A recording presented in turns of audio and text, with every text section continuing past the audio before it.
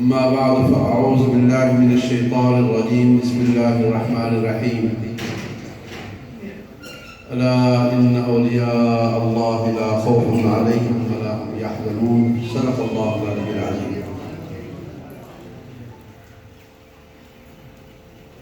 آج میرے لیے انتہائی یہ سعادت کی گھڑی ہے۔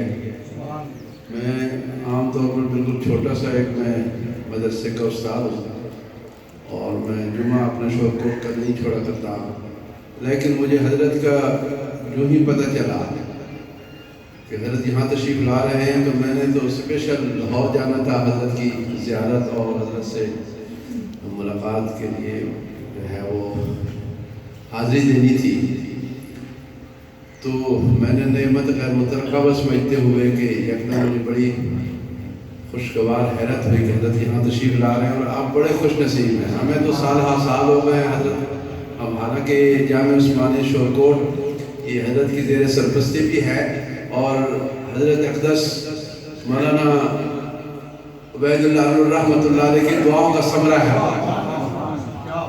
ہمارا سارا خاندان، میں نے اللہ تعالیٰ نے مجھے توفیق دی ہے ایک چیز لکھنے کی، تو اس میں نے اللہ کے فضل و کرم سے وہاں ایک اعتراف کیا ہے کہ ہمارے خاندان کو جو اللہ تعالیٰ نے یہ دین کی سوجھ بوجھ یا دینی ماحول عطا فرمایا، یہ حضرت لاہوری رحمۃ اللہ علیہ کی دعاؤں کا ثمرہ ہے۔ ہمارے ننیال، ہمارے ددیال میں یہ جو کلمہ ہمیں نصیب ہوا ہے یہ حضرت کی دعاؤں اور ان کے روحانی فیض ہے۔ تو میں تو حضرت کے غلاموں میں سے ہوں اور بہت دیرینہ تعلق ہے، جب حضرت پڑھتے تھے تو اس وقت سے تعلق ہے، بڑی محبت کا رشتہ ہے ہمارا، روحانی ہمارا یہ جو ہے یہ گھرانہ ہے، نسبت ہے ہماری۔ تو مجھے تو سچی بات یہ کوئی سمجھ نہیں آ رہی، میں صرف حضرت کی زیارت کے لیے آیا ہوں اور حضرت کا حکم ہو گیا کچھ بیان کروں، میری تو زبان ہی نہیں چل رہی اس لحاظ سے کہ بڑوں کے ہوتے ہوئے مجھے تو بڑی شرم آتی ہے۔ میں آج کی اس نئی نسل سے تعلق نہیں رکھتا ہوں، تھوڑا سا پیچھے جا کر وہ سمجھو کہ درمیانی نسل سے میرا تعلق ہے، اس واسطے اکابرین کی موجودگی میں کچھ کہنا یہ میرے لیے جیسے کام علم اور کام فہم انسان کے لیے بڑا مشکل ہوتا ہے۔ لیکن میں آپ حضرات کو متوجہ کرنا چاہتا ہوں کہ جس نسبت کے حضرت امین ہے وہ نسبت یعنی کوئی معمولی نہیں ہے۔ اللہ تعالیٰ نے ہمارے اکابرین، ہمارے جو سلف صالحین ہیں، ان سے جو اللہ پاک نے کام لیا ہے، خاص طور پر امام الاولیاء حضرت لاہوری رحمۃ اللہ علیہ سے اللہ تعالیٰ نے قرآن کریم کی جو خدمت کا یعنی منفرد کام لیا ہے۔ یقین جانیے میری سمجھ سے بالا تر ہے کہ میں کیا عرض کر سکتا ہوں کہ اتنے قلیل عرصے میں حضرت لاہوری رحمۃ اللہ علیہ نے یہ قرآن کریم کا جو ترجمہ لکھا ہے یہ حضرت کی کرامت۔ اور میں کبھی کبھی حیران ہوتا ہوں کہ میں تو بہت یعنی حضرت کی جوتیوں کی خاک سے ایک لفظی طور پر لوگ کہتے ہیں برابر نہیں ہوں، میں لفاظی کا قائل نہیں ہوں، میں حقیقت میں کہہ رہا ہوں کہ میں تو حضرت میاں صاحب سے بھی مجھے اپنی نسبت یعنی جوڑتے ہوئے اس لحاظ سے شرم آتی ہے کہ یہ کہاں اور میں کہاں۔ لیکن میں نے یہ دیکھا کہ لاہوری رحمۃ اللہ علیہ کا وہ جو روحانی فیض ہے وہ اگر میرے جیسے بالکل ایک نکمہ ترین انسان سے اللہ تعالیٰ نے قرآن کریم حضرت لاہوری رحمۃ اللہ علیہ کے ترجمے پر ہی اللہ نے مجھے توفیق دی ہے، تو فقط 3 ماہ کے قلیل عرصے میں اللہ تعالیٰ نے مجھ سے قرآن کریم کا خلاصہ مرتب کروا دیا۔ تو میں سمجھتا ہوں کہ لاہوری کی کرامت کیا ہوگی، وہ کتنے عجیب انسان تھے۔ تو یعنی یہ کتنی اونچی نسبت والے لوگ ہیں، اللہ تعالیٰ ان حضرات کا سایہ قدر سلامت رکھے اور ان کا وجود ہمارے لیے غنیمت ہے۔ اور ہم نے جو کچھ اللہ کے فضل و کرم سے یعنی جو علمی ماحول ہمیں نصیب ہوا ہے وہ ان حضرات کی جوتیوں کا صدقہ ہے۔ اور یہ نسبتیں جو ہوتی ہیں، میں اس چھوٹی سی نسبت پر بات عرض کر کے میں حضرت سے درخواست کروں گا کہ آپ اس جگہ میں تشریف فرمایا ہے، یہ کیا کہلاتی ہے؟ مسجد کہلاتی ہے نا؟ تو اس مسجد میں آپ جوتے سمیت نہیں آتے، کیوں کہ اس کی نسبت کس کی طرف ہے؟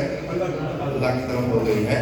تو باہر چاہے آپ قلیلیں بھی بچھا دیں تو اس کے اوپر آپ چلتا رہیں گے، لیکن مسجد میں آپ جوتے سمیت نہیں آتے.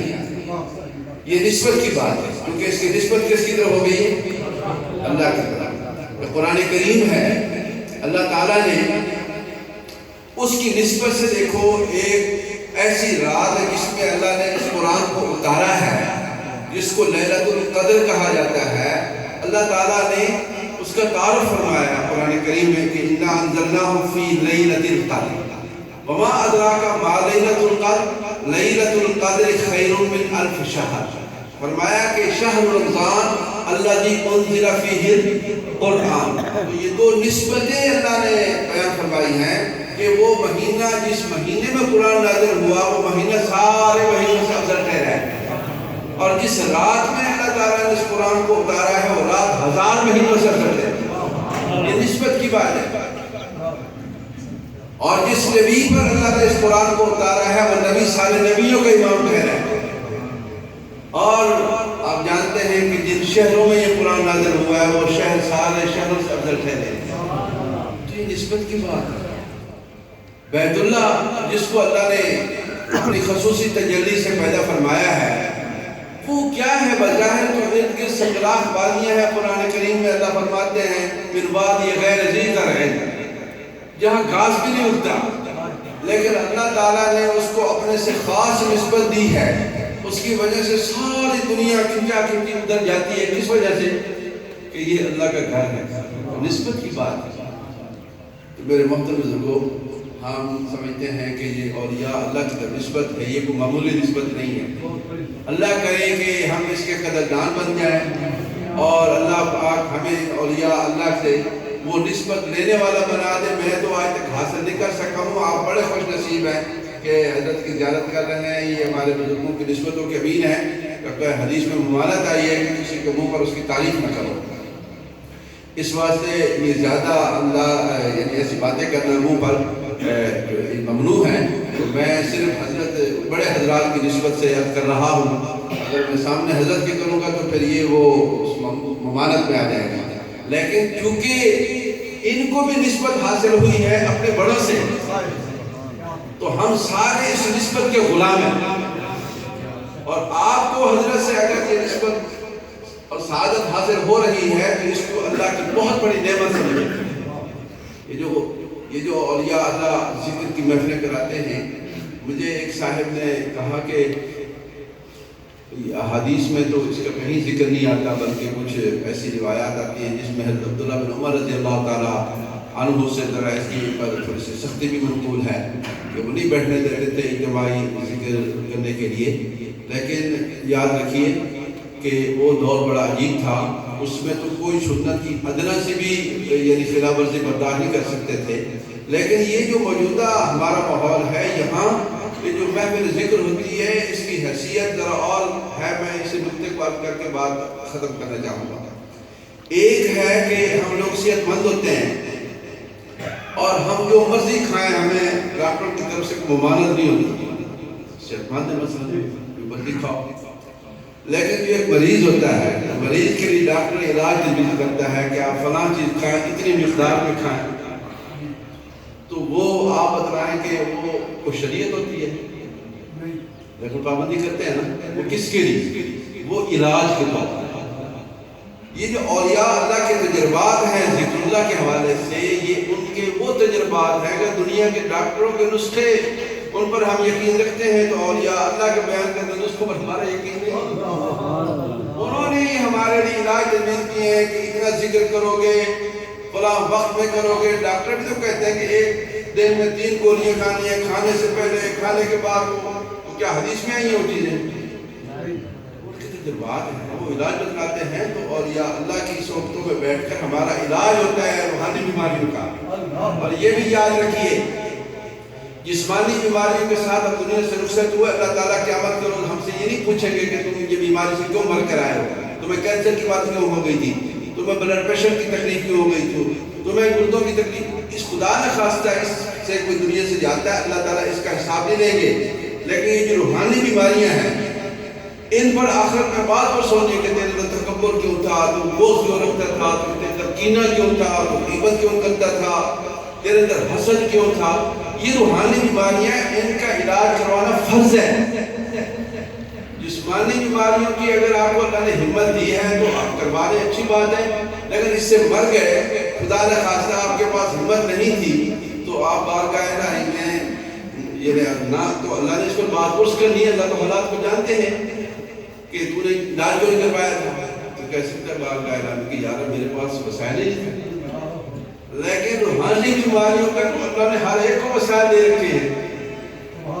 گناہوں سے بچنا ہے اور یا اللہ کی صحبت میں بیٹھ کر یہ جو علاج تجویز کرتے ہیں ہمیں ذکر کے ذریعے سے، تو یہ ہم میں سے کوئی شخص کے لیے پیسے نہیں چاہیے.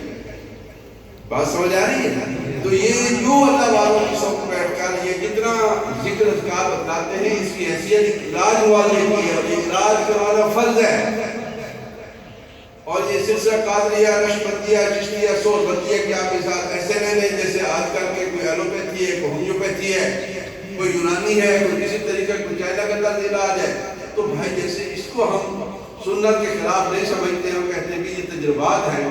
ہمارے اولیاء اللہ کے جو سلسلے ہیں یہ بھی روحانی تجربات ہیں، اور ان لوگوں نے اور ہمارے اکابر نے اتنا اس سے پایا ہے وہ آگے وہ نسخے بانٹ رہے ہیں. اللہ تعالیٰ ہمیں لینے والے بنا دے. اس سے زیادہ مجھے کچھ آتا بھی نہیں ہے. میں جتنا ہوگا حضرت سے درخواست ہے کہ اتنے قبول فرما لے اور ہم کچھ لینے آئے ہیں.